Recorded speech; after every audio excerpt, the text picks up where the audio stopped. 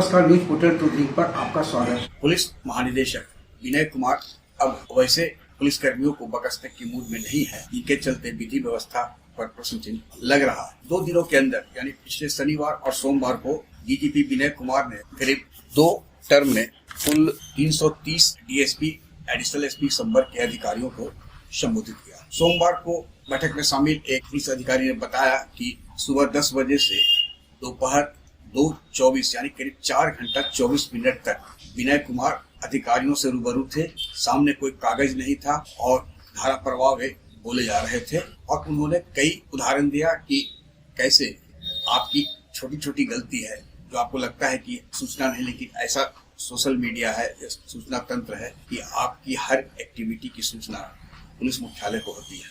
उक्त अधिकारी ने बताया कि पटना से सटे उत्तर बिहार के गंगा किनारे के एक जिले की एक महिला डीएसपी की चर्चा बैठक में हुई।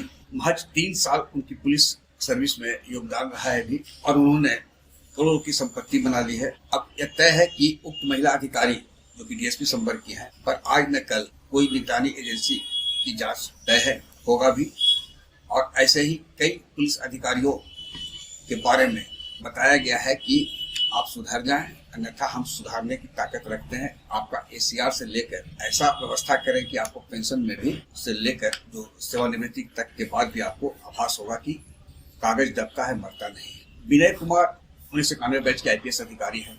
विनय कुमार के बारे में एक छोटी सी घटना है। पुलिस भवन निर्माण निगम में हुए थे। उनका पैतृक गाँव वैशाली जिला अंतर्गत है। वे अपने गाँव में 4 दीवारी का निर्माण करा रहे थे। तो पुलिस भवन निर्माण निगम में थे तो कई तरह की शंका हो सकती थी कि ठेकेदार है या इंजीनियर उनका 4 दीवारी का निर्माण करवा रहा है। विनय कुमार ने किया यह कि जितने मजदूर थे, मिस्त्री थे, सबका खाता उन्होंने खुलवा दिया बैंक में। जहाँ से सामान आना था वहाँ चेक या डिजिटल पेमेंट किया गया, सीमेंट छड़ सभी का। और टोटल भुगतान जो 4 दीवारी निर्माण में हुआ, चाहे ईंट हो, बालू हो, छड़ या मजदूरी हो, सभी का उन्होंने ITR में उल्लेख किया। संयोग से उस वक्त मुझे उनसे मिलने का मौका मिला तो उन्होंने दिखाया कि देखिए एक ITR का कॉपी मेरे पास है, एक घर पर है और एक मैंने विभाग को सौंप चुके हैं। यानी इतनी पारदर्शिता उनकी है अपने कार्यों में। विनय कुमार ये अपेक्षा रखते हैं कि बिहार पुलिस के अधीनस्थ अधिकारी भी उसी तरह की कार्यशैली में पुलिस विभाग में उनका परिलक्षित हो।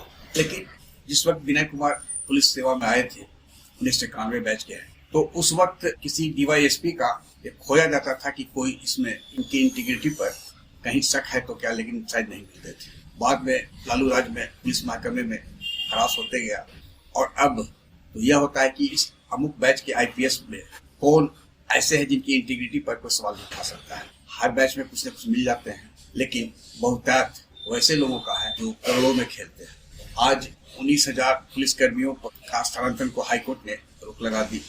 कहीं न कहीं पुलिस मुख्यालय में वैसे अधिकारी जिम्मेवार हैं जिन्होंने ट्रांसफर पोस्टिंग नियम को ताक पर रखकर खेल खेला होगा। इतना तय है कि जिस प्रकार से डीजीपी विनय कुमार विधि व्यवस्था संधारण को लेकर अब कड़ा रुख अपनाया है और अभी वे अपनी वाणी से समझाने में लगे हुए हैं, लेकिन विनय कुमार को जानने वाले जो है वो बताते हैं कि कलम कागज में और कानून के बारे में उनके जोड़ का अधिकारी अभी बिहार पुलिस में एकाध होगा, उससे इनकार नहीं कर सकता है, लेकिन बाकी नहीं है। तो आहिस्ते आहिस्ते शिकंजा कसेगा। और अब एक घटना का उदाहरण आप देख, बक्सर में घटना घटी, 3 परिजन मारे गए ही परिवार। अब इसकी जांच पुलिस को करनी चाहिए थी, शुरुआती दौर में हुआ भी होगा, लेकिन उन्होंने एक समानांतर रेखा की। आर्थिक अपराध इकाई की अपर महानिदेशक नईर हसनैन खां को वहाँ टीम भेजने को कहा है कि आर्थिक पहलू की जांच करें। इससे होगा क्या कि यदि कहीं मैनेज करने की स्थिति में भी होगी तो उनकी अकूत संपत्ति जो अवैध तरीके से है उसकी जब्ती अब सुनिश्चित हो जाएगी। तो अब क्राइम में विनय कुमार आर्थिक अपराध के पहलू को भी जोड़ना शुरू कर दिया है और परिणाम आप देखेंगे कि और वे आर्थिक अपराध इकाई को सशक्त बनाने के लिए वाहन और पुलिस बल की संख्या भी बढ़ाने की घोषणा कर चुके हैं। उधर गया के ही एक जो अधिकारी थे, क्लास में गए थे शनिवार को, उनका कहना था कि डीजीपी साहब का करीब 4 घंटे तक क्लास चला और एक शिक्षक के रूप में उन्होंने कानून का जो पाठ पढ़ाया वह सभी मिसाइल के रूप में था। अब यदि हम लोग नहीं समझेंगे